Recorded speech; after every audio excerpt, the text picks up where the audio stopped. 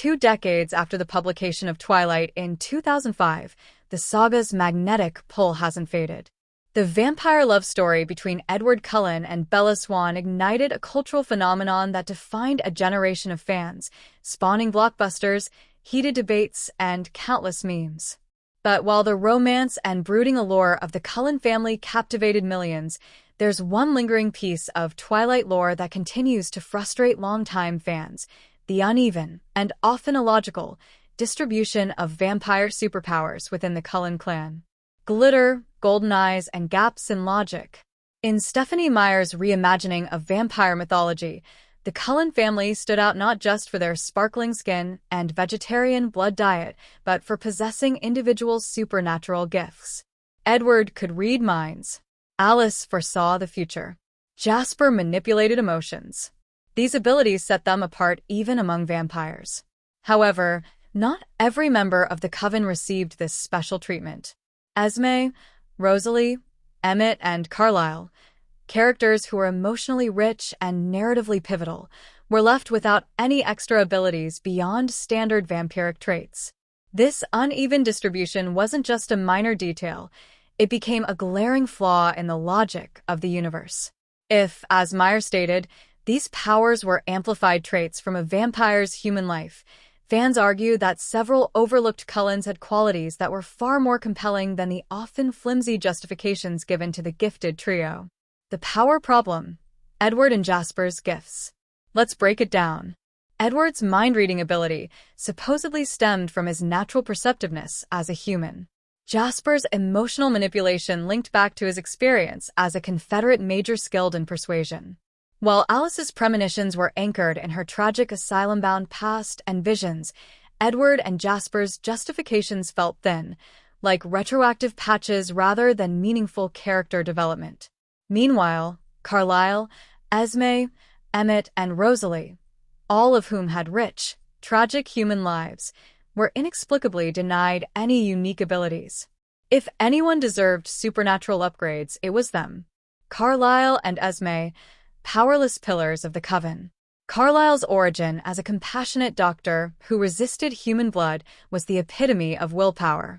His character could have naturally lent itself to a healing power or some form of empathic control. Esme, the maternal heart of the family, overcame abuse, loss, and depression in her human life.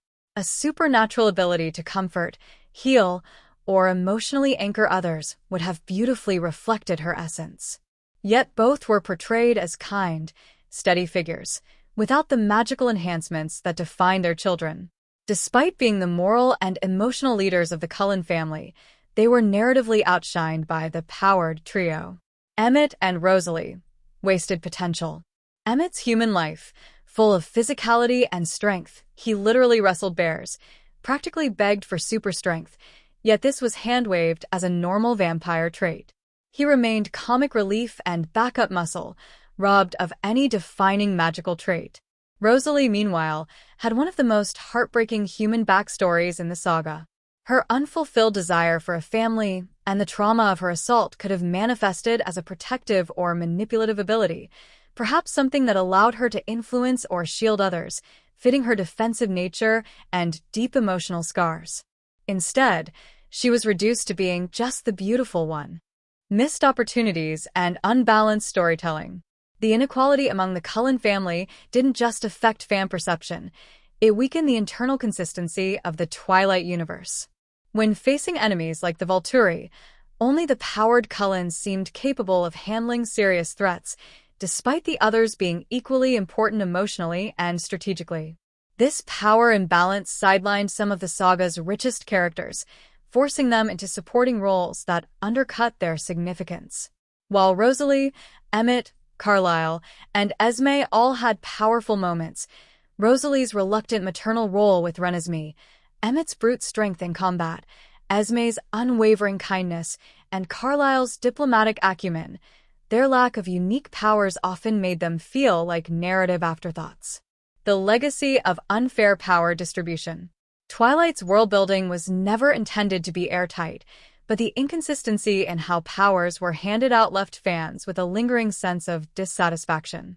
In a series where powers often equated to importance, characters without them felt sidelined, especially when their human lives arguably deserved enhancements just as much, if not more, than those who received them. Had Meyer chosen to give each Cullen a unique ability, it would have enriched the story's complexity, deepened character arcs, and created a more balanced supernatural dynamic within the Coven. It would have offered a chance to explore how emotional trauma, ambition, resilience, and compassion could evolve into extraordinary gifts, not just perceptiveness or charisma. Conclusion: a love story overshadowed by uneven lore. Twilight remains a cultural touchstone, but even the most devoted fans can't ignore the uneven treatment of the Cullen family. The decision to bestow powers on some and not others weakened the series' lore, diminished important characters, and left the story feeling unbalanced. 2 decades later, the Cullen power gap is still one of the franchise's most frustrating oversights, and a reminder that in fantasy, internal logic matters just as much as romance and sparkle.